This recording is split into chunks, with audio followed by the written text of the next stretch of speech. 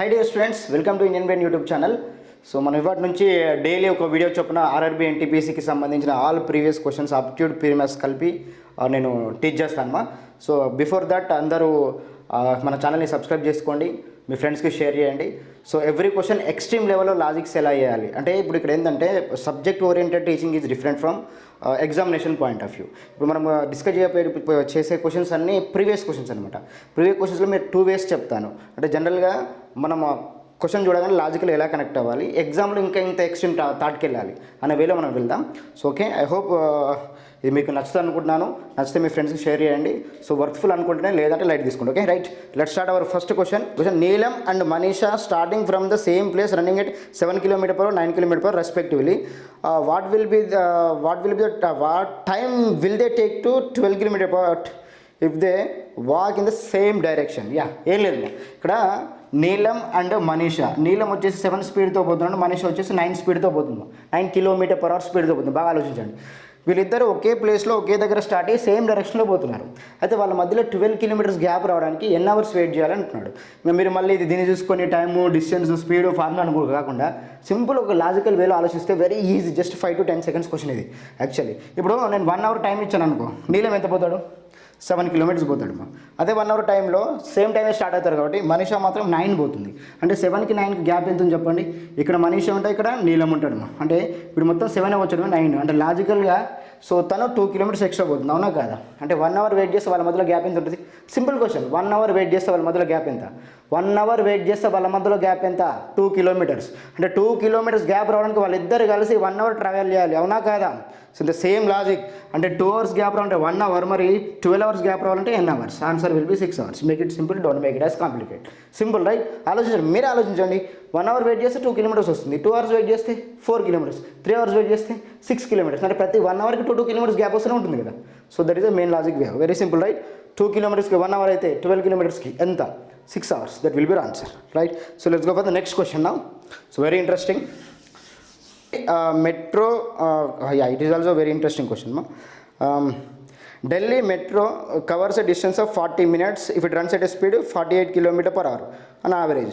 Find the speed which the train must run to reduce the time of journey to 32 minutes. అంటే same డిస్టెన్స్ని ఒక Delhi metro ఏం చేస్తుంది చూడండి 40 minutesలో పోతుందమ్మా. ఎన్ని కిలోమీటర్స్ స్పీడ్తో?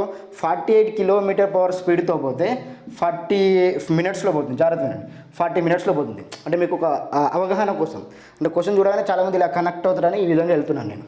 48 km/h స్పీడ్తో 40 minutes బై 60 చేస్తే అవర్స్, అప్పుడు డిస్టెన్స్ వస్తుంది. అదే సేమ్ డిస్టెన్స్ని ఇప్పుడు 32 minutesలో పోవాలంటే స్పీడ్ ఎంత ఉండాలంటున్నాడు. అంటే నాకు స్పీడ్ తెలియదు, ఇప్పుడు కొత్తగా ఉండాల్సిన స్పీడ్ నాకు తెలియదు, కానీ ఎన్ని మినిట్స్లో పోవాలి? 32 minutesలో. అంటే ఇక్కడ మినిట్సే కాబట్టి బై 60 అవసరం లేదు. ఎందుకంటే స్పీడ్ km/h ఉంటే టైం అవర్లో ఉండాలి లాజికల్గా అయితే, బట్ అది అవసరం లేదు. ఎందుకంటే ఇక్కడ మినిట్ కాబట్టి, అక్కడ కూడా మినిట్ కాబట్టి బై 60 విల్ బి క్యాన్సిల్డ్. నేను నట్టు రైట్. ఇది బేసిక్ ఐడియా రైట్? ఇప్పుడు జాగ్రత్త వినండి. ఇప్పుడు ఎస్ రావాలి అంటే జస్ట్ మీరు కట్ చేయాల్సిందే కదా. Let's go for 8 table. 8 4s 8 5s right? 4 1s 4 12s 12 5s answer will B 60 km/h. ఎలా చెప్పారు 60 km/h? ఇక్కడ ఏముంది? ఇక్కడ 48 km/h ఉంది. లాజికల్ వచ్చేది కూడా 48 km/h ఉంది. మినిట్ మ్యాచ్ అయింది కదా. ఇలా కనెక్ట్ అవ్వచ్చు, ఇంతకంటే ఈజీ కూడా కనెక్ట్ అవ్వచ్చు. మీకు ఇలా ఫార్ములా అని మీకు అనిపిస్తే, ఫార్ములా అనే ఫీలింగ్ వస్తే లాజికల్గా ఇంటెలిజెన్స్తో కూడా ఆన్సర్ చెప్పచ్చు. ఇప్పుడు చూడండి, 40 minutes ఉండాల్సింది 32 minutes కావాలి. అంటే లాజికల్గా మీరు అర్థం చేసుకోవాలి. సో టైం తగ్గాలి, బట్ టైం తగ్గాలంటే స్పీడ్ పెరగాల తగ్గాలి కదా? ఒక్కటి చెప్పండి. టైం తగ్గాలి అంటే స్పీడ్ పెరగాలి, అవునా? అంటే ఆన్సర్ ఖచ్చితంగా 48 కంటే ఎబవ్ ఉండాలి, అవునా? That is the main point వే. అంత సింపుల్ లాజిక్తో ఇప్పుడు 40 32 అయిందంటే 8 కదా తగ్గింది, అవునా? 8 తగ్గిందంటే ఒకసారి చూడమ్మా, 8/40 అంటే 1 part out of 5 parts తగ్గింది, అవునా? ఇది 1 part అనుకుంటే ఇది 5 parts అవుతుంది. అంటే 5 parts ఉన్నది 1 part తగ్గి 4 parts అయింది. ఇది మీరు క్యాలిక్యులేట్ చేయాల్సిన అవసరం లేదు. 40లో 8 1 part వర్త్ ఆఫ్ 5 parts. అంటే 5 parts ఉండాల్సింది 4 parts తగ్గింది.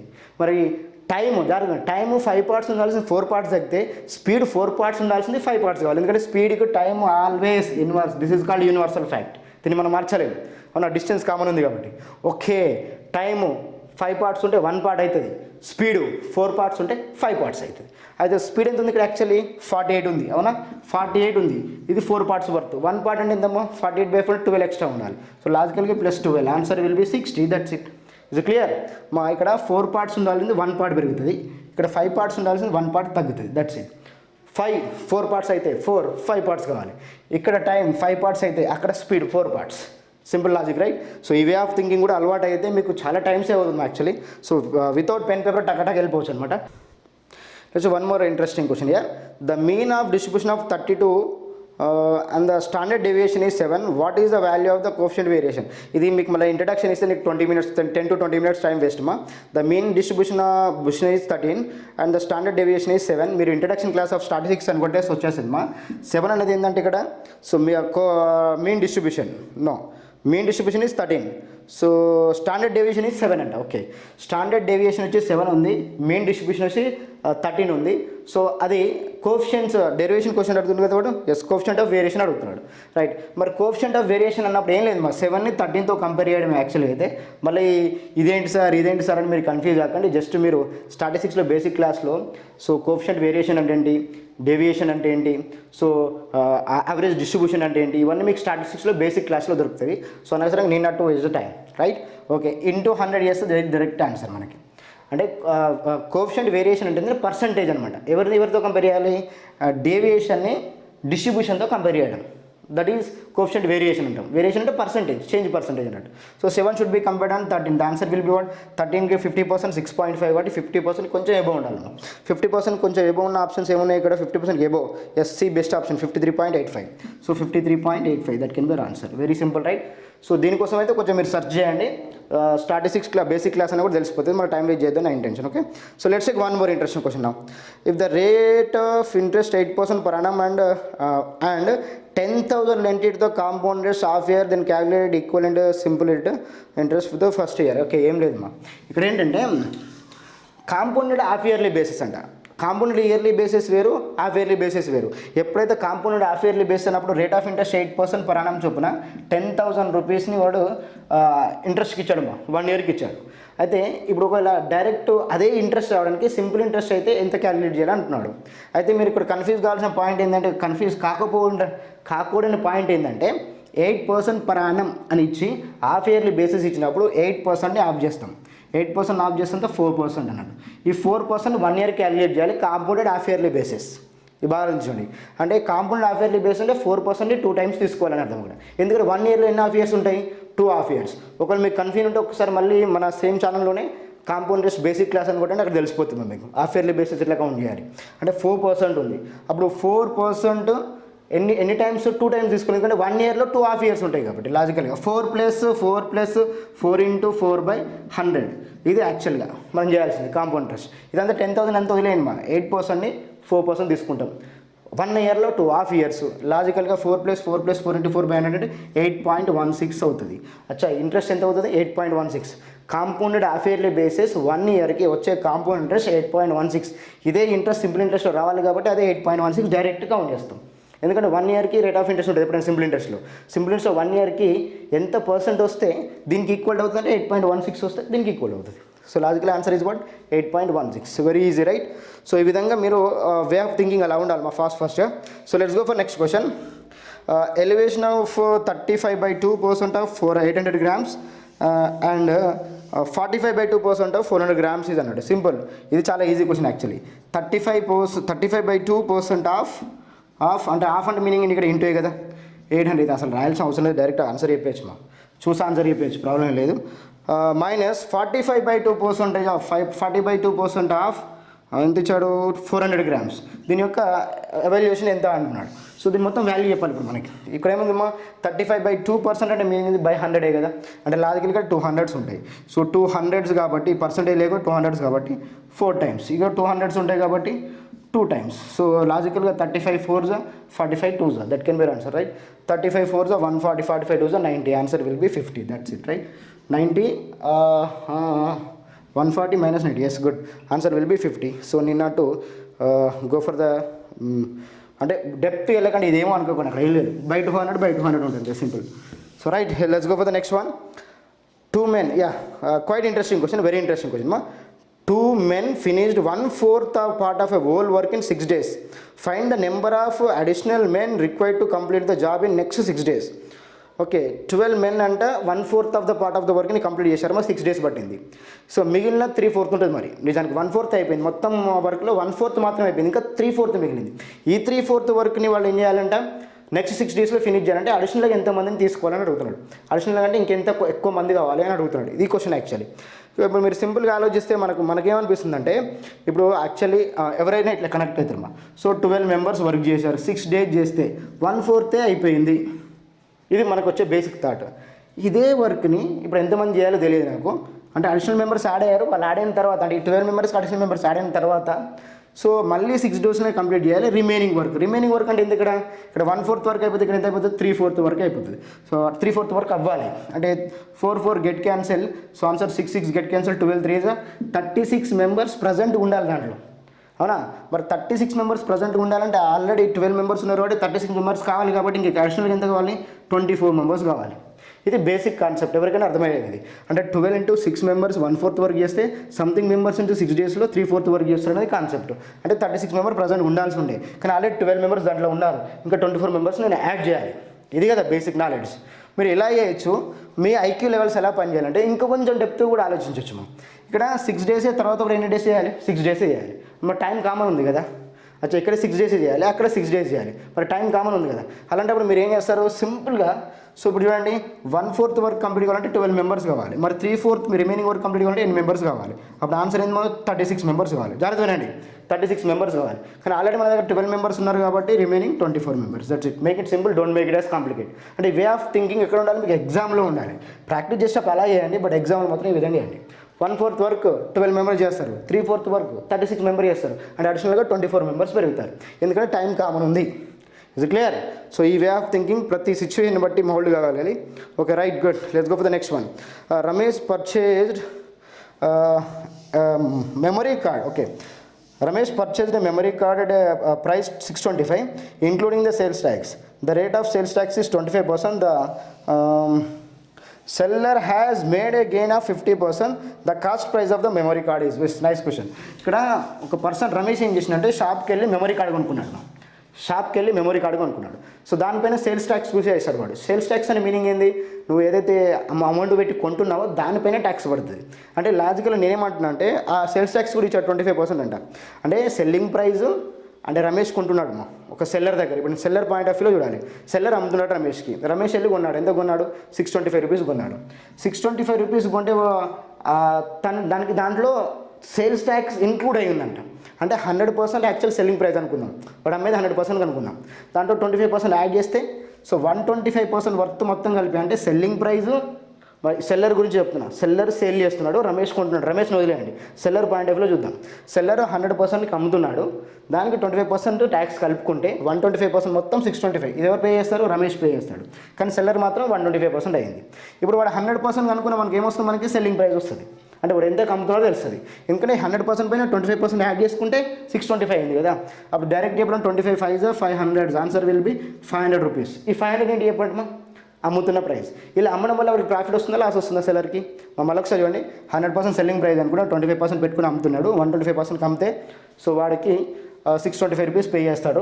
సో ఈ సెల్లర్ పాయింట్ ఆఫ్ వ్యూ చూస్తే సెల్లింగ్ ప్రైస్ 500 వచ్చింది. దీంట్లో వాడికి ఆల్రెడీ లాభం ఉందంట. మళ్ళీ ఎంత లాభం ఉందంట, 50% లాభం ఉందంట. సింపుల్గా మీకు ప్రాఫిట్ అండ్ లాస్ టాపిక్లో బేసిక్ క్లాస్ కొడితే తెలిసిపోతుందమ్మా. 500 rupees కమ్మితే వాడికి 50% ప్రాఫిట్ వస్తుందంటే ఇది 150% కదా. 150% 500 అయితే 100% అనేది కాస్ట్ ప్రైస్ అయితే. That's it. ఈ సెల్లింగ్ ప్రైస్కి వచ్చిన తర్వాత 150% 500 అయితే 100% ఎంత, that is called cost price, right? So calculate it now. 0 zeros get cancelled. So 400 by no. So 5 3s are 5 10s are. So 1000 by 3. So 1000 by 3 is nothing but 33 something will be your answer. Approximately 333 rupees will be your answer. Very easy, right? Very interesting concept. So ఈ way of practice మీకు జరగాలి. మా simple 125% 625, 100% తీసుకుంటే selling price వస్తుంది. ఆ selling ప్రైస్లో మళ్ళీ 50% profit ఉంది, 150% అదైతే 100% అనేది కాస్ట్ ప్రైస్ అవుతుంది. బట్ అడుగుతుంది కూడా కాస్ట్ ప్రైస్. అంటే 333 rupees పైన 50% పెంచి తర్వాత దానికి మళ్ళీ 50% పెంచుకుంటే సెల్లింగ్ ప్రైస్ వస్తుంది. ఆ సెల్లింగ్ ప్రైస్కి మళ్ళీ 25% పెంచి సేల్స్ ట్యాక్స్ పే చేస్తే 625 rupees అవుతుంది. ఇది కాన్సెప్ట్. అంటే రివర్స్ ఆలోచిస్తే so Ramdas invested 90,000 in a cosmetic business.